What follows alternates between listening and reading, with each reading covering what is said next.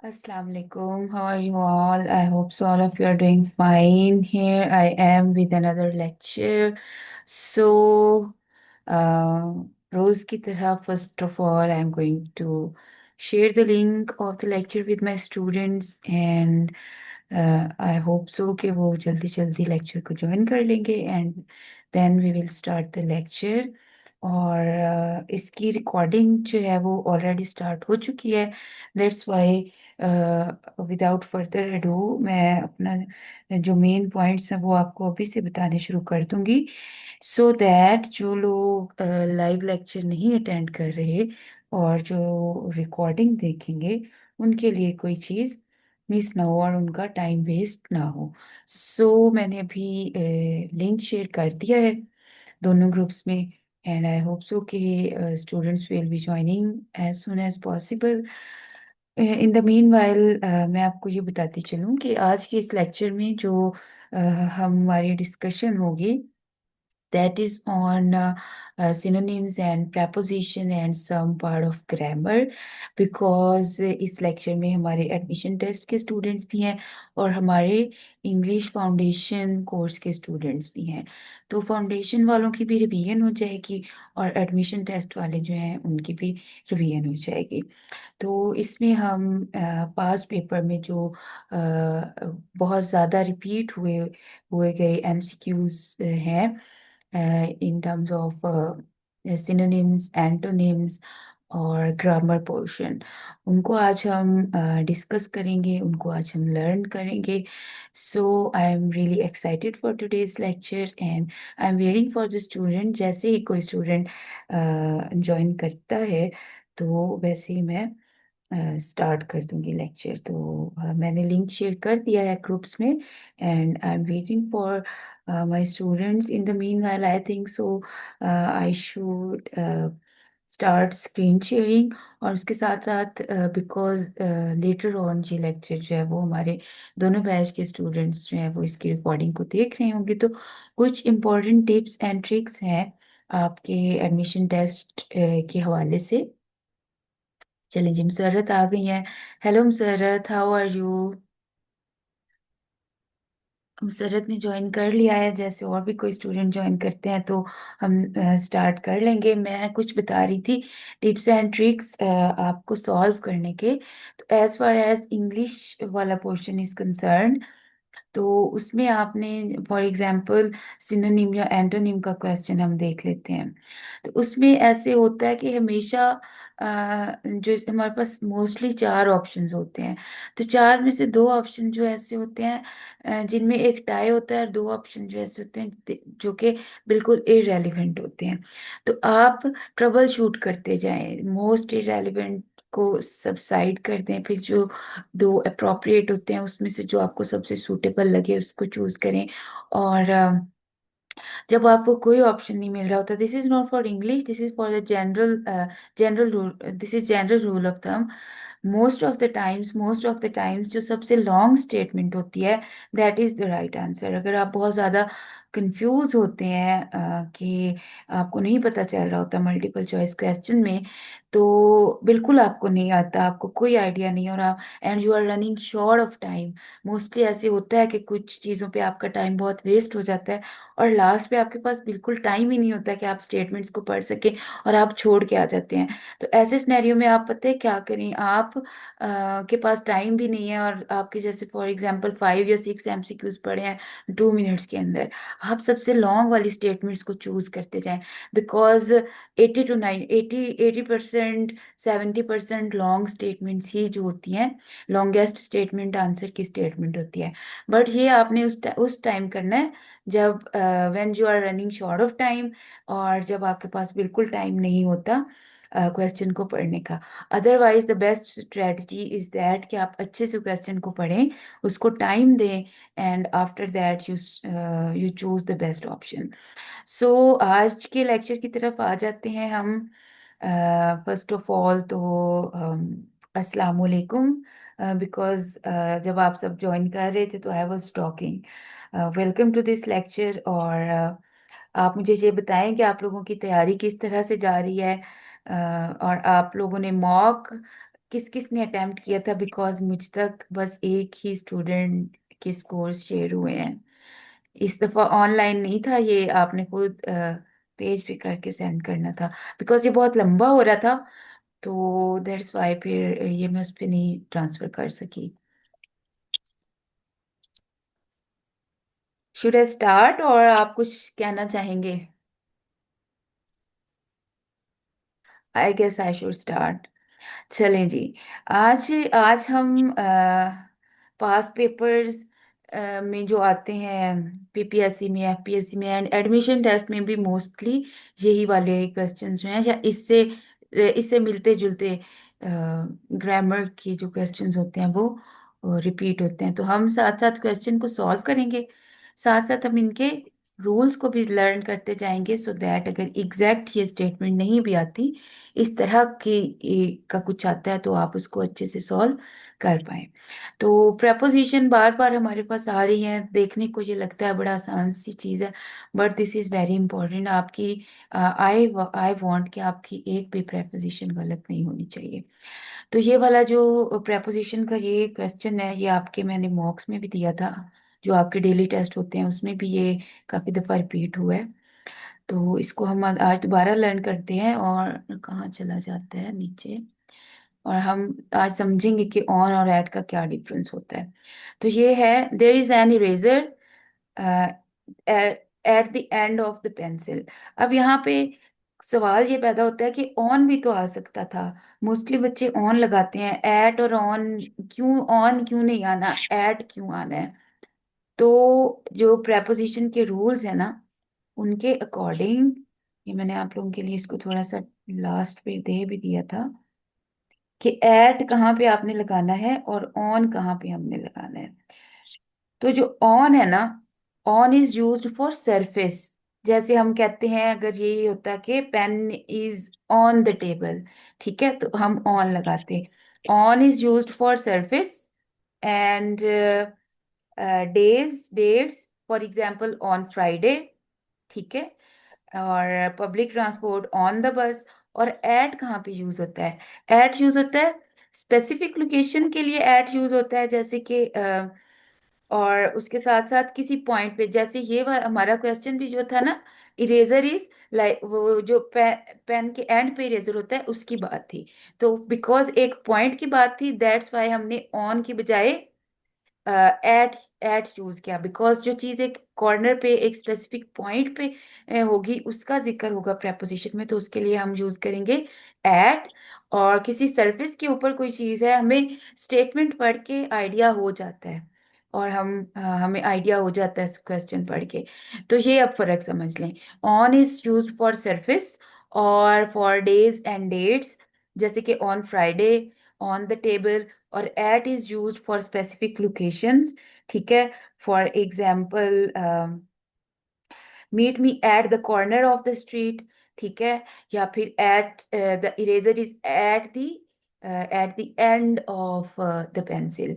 इस तरह से ये थोड़ा डिफरेंस था एट का और ऑन का, बिकॉज ये कंफ्यूजिंग है, और हमें उर्दू में इनका मतलब दोनों का ही, मतलब उर्दू ट्रांसलेशन करें तो कोई ऐसे डिफरेंस नहीं होता। तो फिर हमारे लिए it gets tricky to choose the right option, और इस वजह से ये हमारा गलत हो जाता है। तो ये अब आपने याद रखना है, एट और ऑन का डिफरेंस। नेक्स्ट है टर्न द, ये एक्टिव वॉइस और पैसिव वॉइस है। टर्न द वॉइस, जो एक्टिव वॉइस पैसिव वॉइस का क्वेश्चन होता है ना, वो इसी तरह से आता है कि चेंज द वॉइस या टर्न द, ये तो इसने स्पेसिफिक किया हुआ है ना कि पैसिव वॉइस में चेंज करें। जस्ट ऐसे भी आ सकता है कि change the voice, passive voice को एक्टिव वॉइस में और एक्टिव वॉइस को पैसिव वॉइस में चेंज करना होता है। तो एक्टिव वॉइस पैसिव वॉइस हम किस तरह से बनाते हैं, मैंने इसका भी आप लोगों को समझाने के लिए थोड़ा सा एट द एंड किया हुआ है। एक्टिव वॉइस होता है जो हमारा एक नॉर्मल सेंटेंस होता है, जैसे हमने पढ़ा था कि जो इंग्लिश ग्रामर है, वहाँ उसके इंग्लिश ग्रामर में हमारा जो सेंटेंस है उसकी क्या एक तरतीब होती है। सबसे पहले सब्जेक्ट होता है, फिर वर्ब होता है, फिर ऑब्जेक्ट होता है, जो एक नॉर्मल सेंटेंस है जैसे हम नॉर्मल बात करते हैं। तो वो एक्टिव वॉइस होता है। पैसिव वॉइस कब होता है? पहली बात तो ये कि पैसिव वॉइस की जरूरत ही क्यों पड़ती है? जब हमारे पास एक स्ट्रक्चर अवेलेबल है लैंग्वेज के अंदर, तो हमें फिर उसको उलट पुलट करके पैसिव वॉइस में लाने की क्या ही जरूरत पड़ी है? तो हमें इसलिए जरूरत पड़ी है, जैसे मैं आपको एक रियल लाइफ उर्दू में अब मैं आपको ये बातें समझाऊंगी, उसके बाद हम इंग्लिश ट्रांसलेशन की तरफ जाएंगे।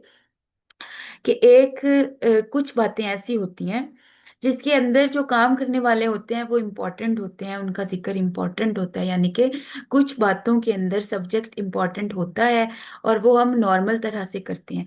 लेकिन बहुत सारी ऐसी सिचुएशंस होती हैं और बहुत सारी ऐसी बातें होती हैं जिसमें सब्जेक्ट ना इम्पोर्टेंट होता है और ना उसकी ज़रूरत होती है, हम मेन बात ही ऑब्जेक्ट के बारे में कर रहे होते हैं। तो उस टाइम हमें बात ही पैसिव वॉइस में करनी होती है। फॉर एग्जाम्पल, आप कहते हैं कि सड़क तामीर हो रही है, ठीक है, या वहां पे सड़क तामीर हो रही है। अब सब्जेक्ट हमने क्या, सब्जेक्ट तो वो होता है ना जो काम कर रहा होता है। इस बात में देखें, इस सेंटेंस के अंदर सब्जेक्ट का जिक्र ही नहीं है, कौन तामीर कर रहा है जिक्र नहीं है, सड़क तामीर हो रही है। और भी बहुत सारी ऐसी बातें हम करते हैं जो इस तरह से होती हैं जिसमें काम करने वाला एज सच इतनी इंपॉर्टेंस उसकी नहीं होती, उसकी इतनी विजिबिलिटी नहीं होती। तो ऐसी सिचुएशन में फिर जब हम ट्रांसलेट करते हैं तो हमने पैसिव वॉइस यूज करना होता है।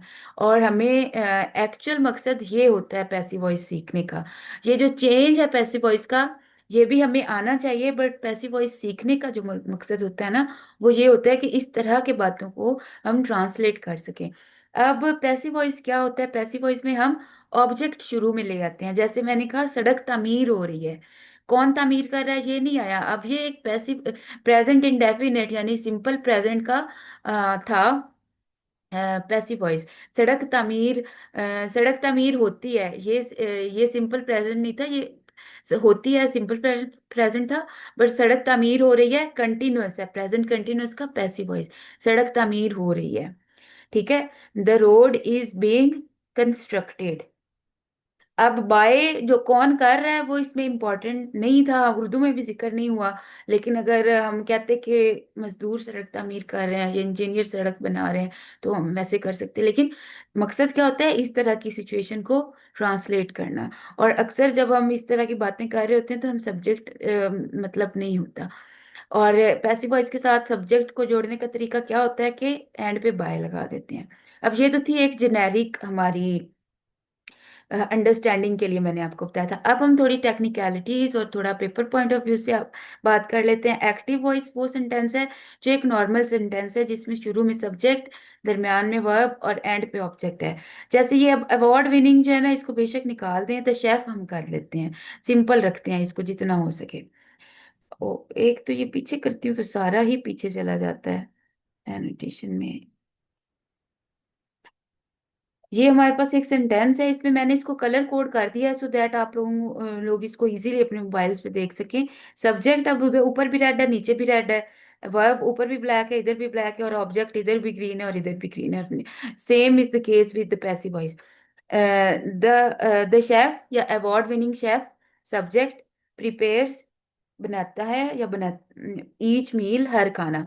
अब विद लविंग केयर, ये एक्स्ट्रा इंफॉर्मेशन है। ये मैंने आपको एक दिन पहले भी समझाया था कि सिंपल से सेंटेंस में जितना मर्जी एडिशन करके उसको जितना मर्जी कॉम्प्लेक्स जितना मर्जी लंबा कर लें, बट मेन सेंटेंस इसमें क्या था कि द शेफ प्रिपेयर्स मील। अब ईच मील भी, ईच भी हमारा एक तरह से प्रोनाउन था ना, वो भी हम ना लगाएं तो भी द शेफ प्रिपेयर्स मील, ठीक है। अब इसको हम पैसिव वॉइस में कैसे करेंगे? स्टार्ट में हम ले आएंगे ऑब्जेक्ट को, ऑब्जेक्ट यहाँ पे क्या बन रहा है? मील, खाना, द मील, ठीक है, या ईच मील। अब पैसिव वॉइस का क्या तरीका होता है कि हम एक तो तरतीब जो है ना वो उलट कर देते हैं, सब्जेक्ट की जगह पे ऑब्जेक्ट और ऑब्जेक्ट की जगह पे सब्जेक्ट आता है। वर्ब रहता तो दरमियान में है, लेकिन जो पैसिव वॉइस होता है वो चाहे जिस मर्जी टेंस का पैसिव वॉइस हो, एक तो उसमें वर्ब की थर्ड फॉर्म यानी कि पास्ट पार्टिसिपल फॉर्म आती है, और दूसरा जो फिर ऑब्जेक्ट और वर्ब को कनेक्ट करने के लिए हमें एक हेल्पिंग वर्ब की जरूरत होती है, जिसे हेल्पिंग वर्ब को हम बी वर्ब भी कहते हैं, और वो according to tense, according to जो हमारे पास सेंटेंस है जिसको हम चेंज कर रहे हैं उसके अकॉर्डिंग हम लगाते हैं।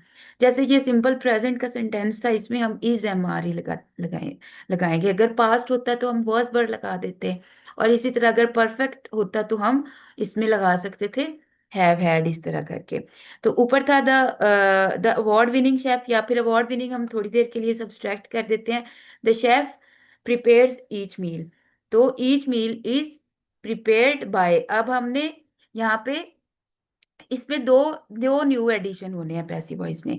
एक तो हमने ऑब्जेक्ट और वर्ब को कनेक्ट करना है with the help of helping verb, और सेकंड हमने वर्ब और सब्जेक्ट के साथ बाय लगाना है, ठीक है।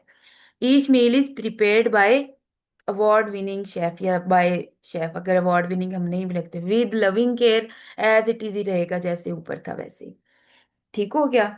तो ये होता है पैसिव वॉइस का, थोड़ी सी हमने रिवीजन कर ली। कल के लेक्चर में हम जरा डिटेल में पैसिव वॉइस को समझेंगे भी, और इसकी जैसे हमने टेंसेस की थी ज्यादा सारी प्रैक्टिस पिछले लेक्चर में, तो कल हम इंशाल्लाह ताला करेंगे पैसिव वॉइस की ज्यादा सारी प्रैक्टिस। आज क्योंकि इसमें आ गया था तो मैंने थोड़ा सा आपको ओवरव्यू दे दिया है। आज हम मोस्टली जो है ना इस वाला जो ये वाला पेपर मैंने कंबाइन किया है ना, इसमें ज्यादातर जो आपके सिनोनिम एंटोनिम्स हैं और थोड़ी सी प्रेपोजिशन भी हैं, कहीं कहीं जाके एक्टिव वॉइस पैसिव वॉइस है, बट ये आप देख लीजिएगा ये वाले आ जाते होते हैं as it is.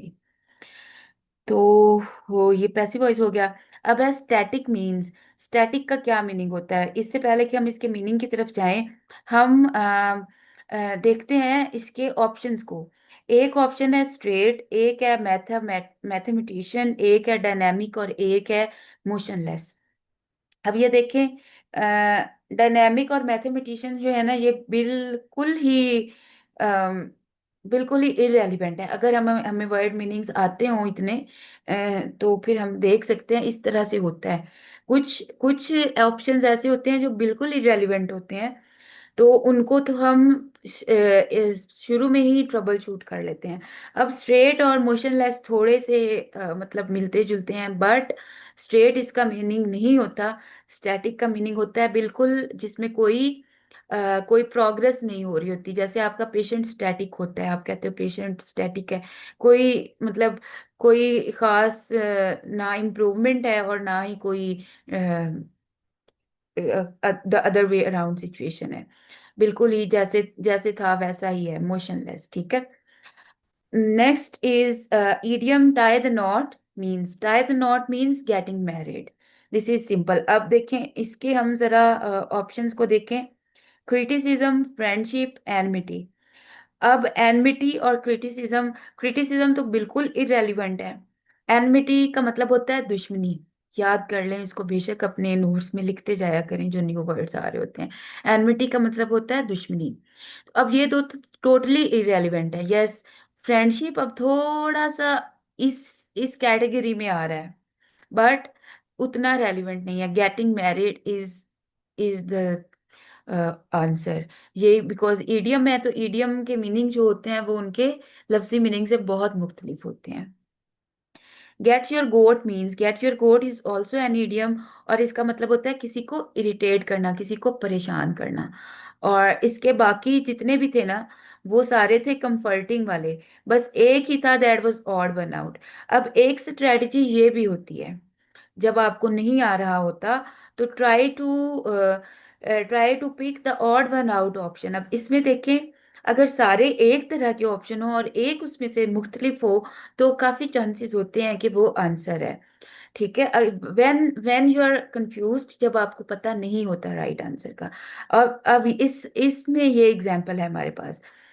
To hug someone, to pacify someone, और टू सूद समवन एक ही चीज है, but which one option is the different और the odd one out to irritate someone. तो इस तरह भी समटाइम्स ऑप्शंस आपके आ जाते हैं, तो ये भी एक चीज जो होती है ये नोटिसेबल होती है। ये ईडियम है, इसका मतलब होता है इरिटेट करना। नेक्स्ट हमारे पास अब ऑप्शन क्वेश्चन है, choose the correct antonym of ruthless. अब यहाँ पे हमने एंटोनिम चूज करना है, मीन्स के ऑपोजिट, ऑपोजिट जो वर्ड होगा रूथलेस का। यहाँ पे भी वही वही वाला इन्होंने अडॉप्ट किया है मेथड ऑप्शंस का, कि तीन ऑप्शंस जो हैं वो बिल्कुल एक तरह के हैं और एक ऑप्शन डिफरेंट है। अब रूथलेस का मतलब होता है बेरहम, बेरहम। Cold blooded, ferocious, brutal, almost similar हैं तीनों। अगर यहाँ पे सिनोनिम होते तो इनमें से कोई भी ऑप्शन जो हम चूज करते वो सही होता। इन तीनों का मतलब ही रूथलेस बन रहा है। कोल्ड ब्लडेड का भी यही मतलब होता है, बिल्कुल बेरहम। फिरोशियस का मतलब भी यही होता है, बहुत जालिम। ब्रूटल का मतलब भी यही होता है। Compassionate is something that is different in तीनों में से। और वैसे भी हमने इसका ऑपोजिट चूज करना है, इसके ऑप्शंस में ऑपोजिट है ही जस्ट एक ऑप्शन, कंपैशनेट। कंपैशनेट का मतलब होता है full of emotions, full of love, बहुत गर्मजोशी के साथ चीज, कोई चीज जो की जाती है बहुत लव के साथ, बहुत केयर के साथ की जाने वाली। तो रुथलेस का मीन का ऑपोजिट है कंपैशनेट। यहाँ पे भी अब हमने एंटोनिम चूज करना है। जब आप क्वेश्चन वोकेबलरी का करेंगे बहुत केयरफुली देखिएगा कि आपके पास एंटोनिम है, क्वेश्चन में एंटोनिम पूछा गया है या सिनोनिम पूछा गया, बिकॉज समटाइम जिस बात में आके हम वर्ड देखते हैं उनका मीनिंग हमें आता होता है और हम उनका मीनिंग चूज कर देते हैं, और थोड़ी देर बाद हमें रियलाइज होता है कि मीनिंग तो पूछा ही नहीं हुआ था, पूछा ही उन्होंने ऑपोजिट हुआ था, यानी कि एंटोनिम पूछा हुआ था। तो इस बात का खास ख्याल रखना है, ये बहुत मिस्टेक होती है बच्चों से, बहुत ज्यादा बच्चों से मिस्टेक होती है, स्पेशली उन वाले वर्ड्स के साथ जो उनको आते हों। जो वर्ड आता होता है ना उसका सबकॉन्शियसली अनकॉन्शियसली आप उसका मीनिंग फौरन से उसके मीनिंग को जाके टिक कर देते हो। तो ये मिस्टेक आपने नहीं करनी, इसके लिए you have to stay vigilant. Ambiguous, ambiguous का मतलब होता है कंफ्यूजिंग, ठीक है, जो क्लियर नहीं होता, अनक्लियर। अब इसके भी सारे जो एक इक्विविकेट जो है, इक्विविकेट का मीनिंग भी एम्बिगुअस ही है, ये इसका सिनोनिम है। अगर यहाँ पे हमारे पास एंटोनिम की बजाय सिनोनिम होता तो हम ये आराम से चूज कर सकते थे। Secular is totally different thing. Secular का मतलब होता है नॉन नॉन रिलीजियस, ठीक है, जो नॉन रिलीजियस होता है इसका मतलब। और ऑब्सक्योर का मतलब भी एम्बिगुअस ही होता है। तो यहाँ पे एक्सप्लिसिट इज द वर्ड जिसका मतलब होता है क्लैरिटी, फुल ऑफ क्लैरिटी या क्लियर, ठीक है, विजिबल, क्लियर। तो एम्बिगुअस का ऑपोजिट होगा एक्सप्लिसिट। अब मैं साथ साथ आपको ये जो ऑप्शंस वाले वर्ड्स हैं इनके मीनिंग भी बता रही हूँ, तो इनके मीनिंग भी आप नोट करते जाएं साथ साथ, या फिर later on you can watch the recording and note down the words जो आपके अभी मिस हो जाएं। Choose the correct synonym of ecstasy. Ecstasy जो होता है इसका मीनिंग ये होता है एक्सट्रीम प्लेयर, एक्सट्रीम हैप्पीनेस। जो खुशी की हद होती है ना सबसे, उसको कहते हैं एक्सटेसी, मतलब extreme happiness is called ecstasy. तो ग्रिमनेस का मतलब जो होता है वो तो है डल, बोरिंग, ठीक है। रिमोर्स का मतलब पछतावा होता है। ल्यूग्यूब्रिनस का मतलब भी होता है रिमोर्स, पछतावा, ये भी नेगेटिव कॉनोटेशन है इसका। अब इन ऑप्शन में एक ही ऑप्शन है जिसका मतलब थोड़ा पॉजिटिव है, दैट इज एक्सॉल्टेशन। और एक्सॉल्टेशन भी एक्सट्रीम हैप्पीनेस होती है। बाकी ये जो तीनों वर्ड हैं इनका सेम ही मीनिंग है, तो इसमें भी देखिए वही पैटर्न फॉलो हुआ हुआ है कि तीन ऑप्शन जो हैं वो एक तरह के हैं और एक ऑप्शन डिफरेंट है, and that option is the answer. Rex का मीनिंग होता है किंग। ये तो सीधा सीधा मीनिंग ही हमने याद करना है। The word rex stands for the king. ना ये पार्लियामेंट के लिए होता है, ना कोर्ट के लिए, ना क्राउन के लिए। Rex means king. Choose the most appropriate antonym of pristine. यहाँ पे अब हमने चूज करना है एंटोनिम, मतलब के ऑपोजिट वर्ड। प्रिस्टिन का मतलब होता है प्योर, पाक। पाक के लिए भी हम ये पाक लफ्ज जो होता है ना उसके लिए भी हम प्रिस्टिन का यूज कर सकते हैं। प्रिस्टिन, प्योर, क्लियर, बिल्कुल टोटली 100% जो प्योर चीज होती है that is called pristine.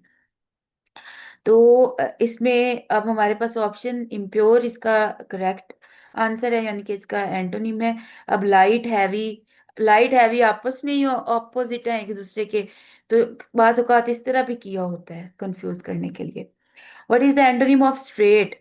Straight का एंटोनिम क्या है? Direct, linear, zigzag. Straight का मतलब स्ट्रेट लाइन, तो जिग जैग इसका अप्रोप्रिएट है। इसमें बहुत सारे बच्चे लीनियर चूज कर देते हैं बिकॉज उन्हें स्ट्रेट का मीनिंग आ रहा होता है, और वो मीनिंग ही चूज करके बैठे होते हैं, जबकि उन्होंने पूछा एंटोनिम हुआ है और आपने इसका एंटोनिम बताना है, विच इज जिग जैग।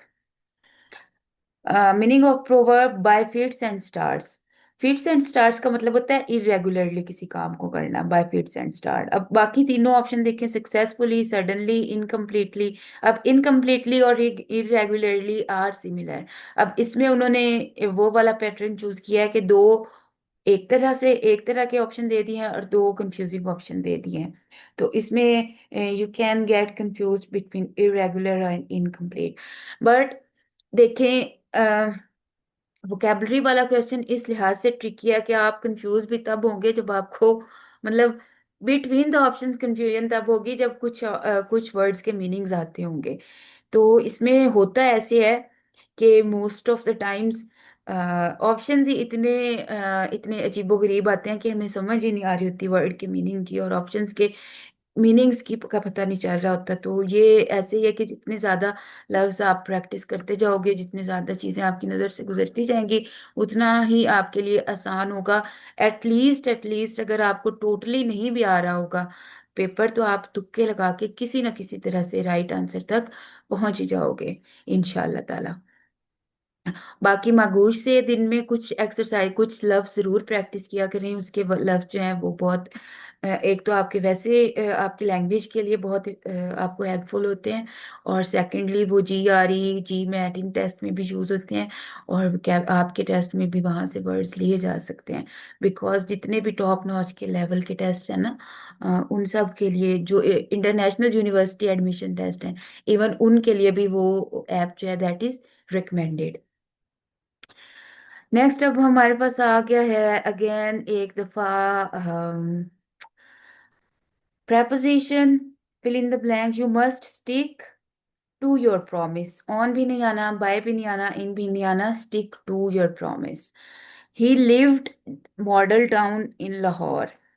अब at model town in Lahore, ठीक है, he lived at model town in Lahore। देखें at हमने कहा था ना कि कोई स्पेसिफिसिटी के लिए हम एट लगाते हैं, पीछे भी मैंने आपको बताया था कि कुछ बहुत स्पेसिफिक पॉइंट, बहुत स्पेसिफिक चीज होती है तो एट लगाते हैं उसको पॉइंट आउट करने के लिए। और यहाँ पे इन लाहौर आएगा because I live in Lahore. जब आप ऐसे बताते हो तो इन ही आ रहा होता है कि आप कहाँ पे रहते हो, तो आप सिटी के साथ इन ही लगाते हैं, ठीक है।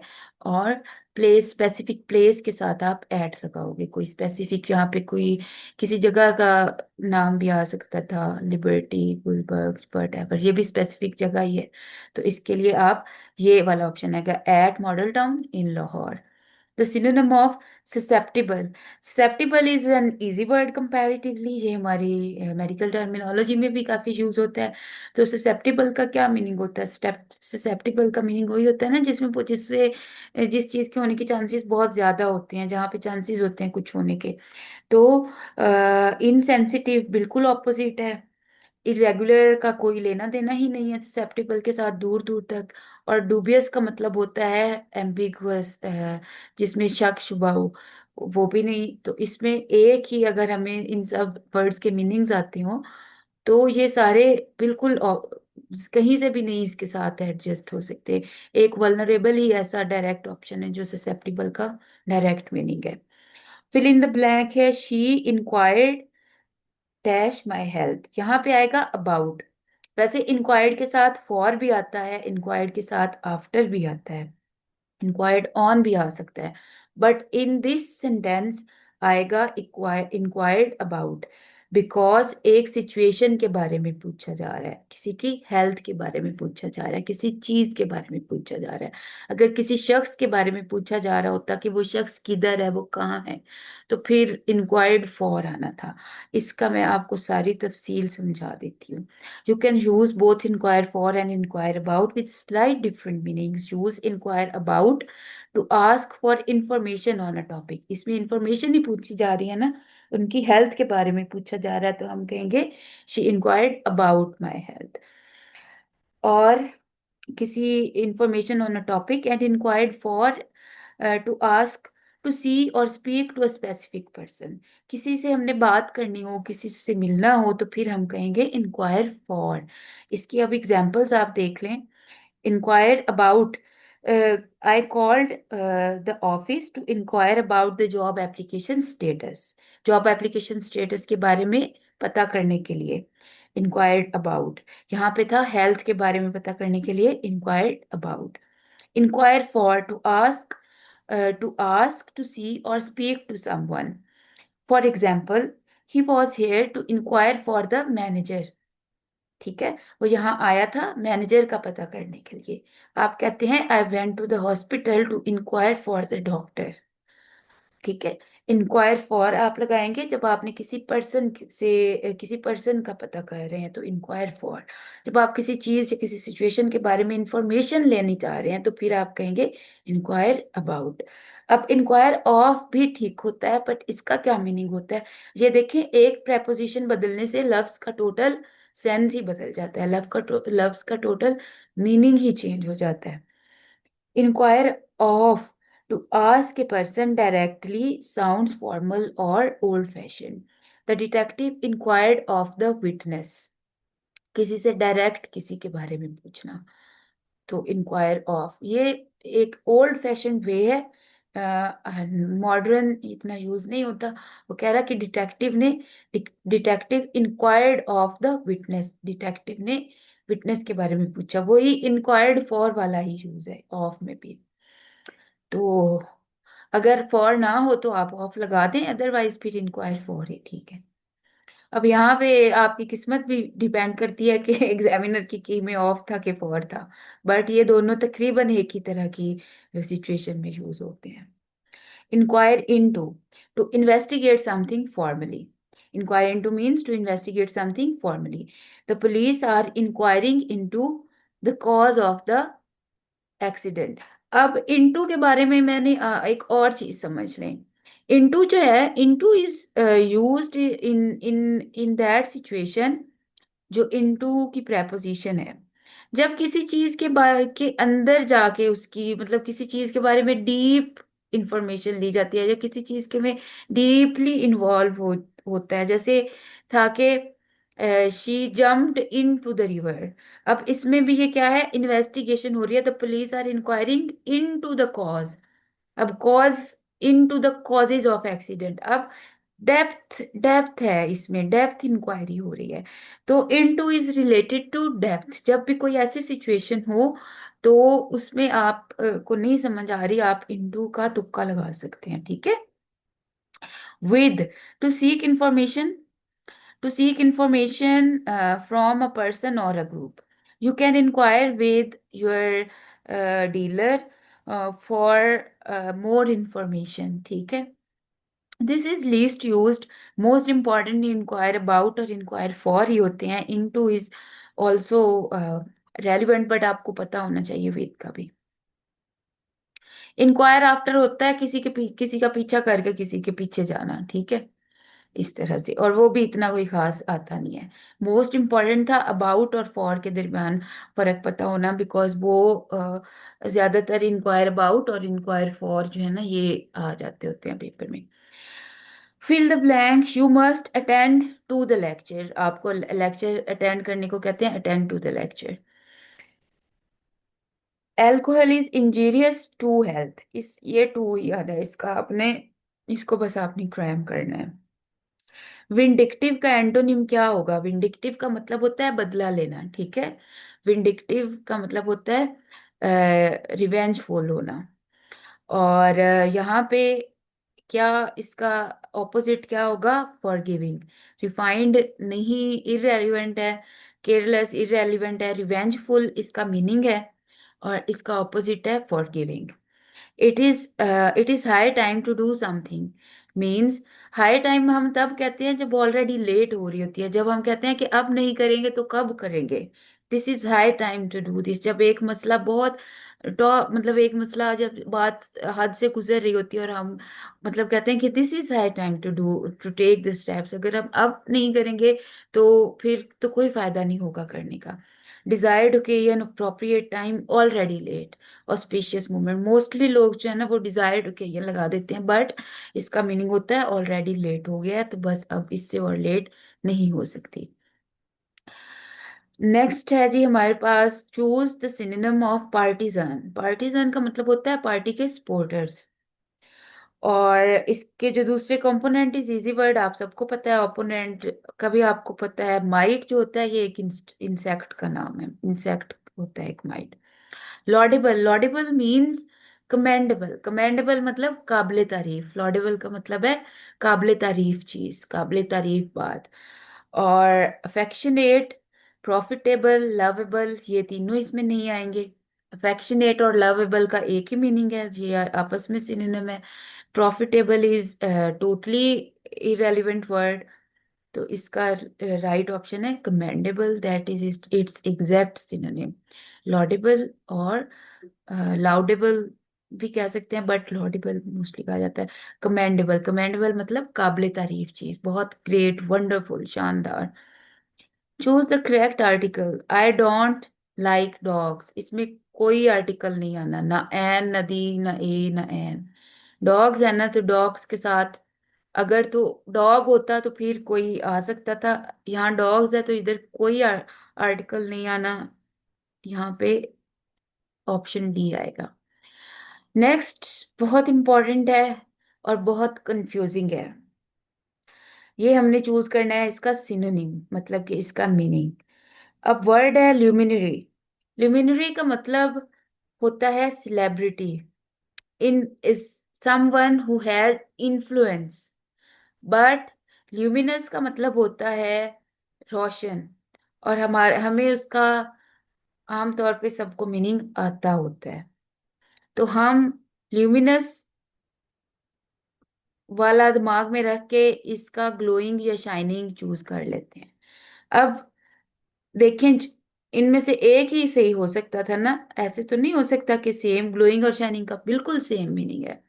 तो इस तरह का अगर ऑप्शन आ जाए तो फिर हम आपने इस तरह से अपनी कॉमन सेंस यूज करनी है। प्लेब इज टोटली इरेलीवेंट, तो इसका मतलब होता है सेलिब्रिटी। अब वैसे इसका मतलब होता है someone who has influence over others. Luminary का मतलब इन्फ्लुएंसर, अगर यहाँ पे सेलिब्रिटी की बजाय इन्फ्लुएंसर का वर्ड भी आता तो हमने वही चूज करना था। तो ये इस तरह से कंफ्यूजिंग है, बिकॉज ल्यूमिनस का मतलब होता है ना लाइटिंग, शाइनिंग, ग्लोइंग। तो लाइट के साथ ल्यूमिनस यूज होता है, तो हम वहां से कंफ्यूज होके इसका गलत मीनिंग चूज करने की बहुत ज्यादा प्रोबेबिलिटी होती है, और 90% बच्चे इसका गलत मीनिंग चूज करके एक नंबर से हाथ धो बैठते हैं। Change the voice. Have you laughed at them. अब ये है इंट्रोगेटिव सेंटेंस, मतलब कि सवालिया जुमला। Have you laughed at them, कि आप उन पे हंसे थे। अब यहाँ पे ये एट, हमने इसको पहले हम सिंपल चेंज कर लेते हैं इसकी वॉइस। अब हमने क्या सीखा था पैसिव वॉइस बनाने में, कि लास्ट वाला जो है ना उसको हमने स्टार्ट में लेके आना है। और अभी हम सब्जेक्ट ऑब्जेक्ट की भी झंझट से निकल जाते हैं, कि लास्ट वाला में जो भी होगा, जब हमने वॉइस चेंज करनी है, एक्टिव को पैसिव या पैसिव वॉइस को एक्टिव में करना है, तो लास्ट वाला जो भी, लास्ट में जो भी होगा सब्जेक्ट ऑब्जेक्ट, उसको हम शुरू में ले आएंगे, शुरू वाले को लास्ट में ले आएंगे, और दरमियान का ट्रीटमेंट हमने सीखा था। अब देम को हम क्या क्या इसमें चेंज करेंगे, दे। ठीक है, have you laughed at them, इसमें अब have they been have they been laughed at by you आएगा। ठीक है, ये एक्टिव वॉइस सेंटेंस है, इसका पैसिव वॉइस ऐसे बनेगा, देम को दे में ये देखें, हैव दे, हैव क्योंकि क्वेश्चन है तो क्वेश्चन वाले को हमने क्वेश्चन में ही चेंज करना है, हैव का हैव ही रहेगा, देम दे में चेंज हो जाएगा, हैव दे बीन। क्योंकि हैव है परफेक्ट है, तो अब हम ये परफेक्ट जो होता है ना टेंस, उसका हेल्पिंग वर्ब बी वर्ब जो होता है बीन होता है। Have they been laughed at same by you have they been laughed at by you, ये इसका करेक्ट सेंटेंस वो बनेगा। What is the synonym of profane? अब जो प्रोफेन है ना, इसका मतलब होता है नॉन रिलीजियस, ठीक है। दैट इज मतलब समथिंग जो कि रिलीजन से रिलेटेड ना हो, जो कि नॉन रिलीजियस हो, सेक्युलर हो, ठीक है। रिलीजन के बारे में जो रिलीजन के हिसाब से जो रिलेटेबल ना हो, ठीक है, non religious kind of thing, profane का ये मतलब होता है। अब इरेवरेंट का भी यही मतलब होता है, सेक्युलर, नॉट रिलेटिंग, ये सेम है। बाकी के जो ऑप्शन है डिजाइन का, तो इजी है। डिजाइन मतलब प्लॉट, कोई स्पेसिफिक डिजाइन। कॉन्डेसेंडिंग का मतलब होता है इंसल्टिंग। और ऑल ऑफ देम तो नहीं ना आ सकते, इनका टोटली डिफरेंट डिफरेंट मीनिंग है। तो प्रोफेन का मतलब होता है नॉन रिलीजियस, सेक्युलर, और इरेवरेंट का मतलब भी नॉन रिलीजियस है। नेक्स्ट वर्ड है हमारे पास कॉन्स्पिकुअस। कॉन्स्पिकुअस का मतलब होता है बहुत ही क्लियरली विजिबल, बहुत ज्यादा मिकदार में जो चीज होती है कॉन्स्पिकुअस होती है, वो बहुत ही नोटिसेबल होती है, आपको नजर आ रही होती है, तो उसके लिए वर्ड कॉन्स्पिकुअस यूज होता है। नीचे था कंसील्ड, अनक्लियर, टोटली ऑपोजिट है कॉन्स्पिकुअस के, क्योंकि कॉन्स्पिकुअस का मतलब होता है क्लियर, नोटिसेबल। ऑब्सक्योर भी इसके टोटली ऑपोजिट है, ऑब्सक्योर का मतलब भी वही होता है, एम्बिगुअस। अब यहाँ पे हमारे पास एक ही ऑप्शन बनता है, अगर हमें इसका मीनिंग नहीं भी आता होगा, डिसर्नेबल का मीनिंग नहीं भी आता होगा, बस कॉन्स्पिकुअस का मीनिंग आता होगा, तो हम ये वाला क्वेश्चन जो है इसको सॉल्व कर सकते हैं। डिसर्नेबल का ये भी मतलब यही होता है, नोटिसेबल, लाउड, ठीक है, loud in the sense of saying, ठीक है, जो चीज नोटिसेबल हो, विजिबल हो, क्लियर हो। तो डिसर्नेबल का भी यही मतलब होता है, और कॉन्स्पिकुअस का मतलब भी यही होता है। कॉन्स्पिकुअस बहुत ज्यादा मिकदार के लिए भी यूज होता है, और बहुत क्लैरिटी के लिए भी यूज होता है। नेक्स्ट है जी, एंटोनिम हमने करना है सूडोनिम के लिए। सूडोनिम जो है, सूडो का मतलब होता है फेक, और नेम का मतलब होता है नाम। सूडोनिम का मतलब होता है फेक नेम, और इसका ऑपोजिट होगा रियल नेम ऑब्वियसली। और did you here about the accident last night होगा यहाँ पे, ना ऑन आएगा, ना इन, ना of. Here about the accident, which of the following pair is incorrect? अब ये वो टाइप ऑफ एनोलॉजी का क्वेश्चन है। अब हमारा लास्ट मिनट है, वैसे हमारा ये ऑलमोस्ट सारा डिस्कस भी हो चुका है। डिफरेंट बर्ड्स हैं और एनिमल्स हैं, उनकी वॉइस दी हुई है कि आउल जो है वो चर्प करते हैं, स्पैरो ट्रम्प करती है, हॉर्स की वॉइस को नहीं कहते हैं, बट मॉन्की रोर नहीं करते, टाइगर रोर करते हैं। तो ये ऑड वन आउट है, उसने कहा कि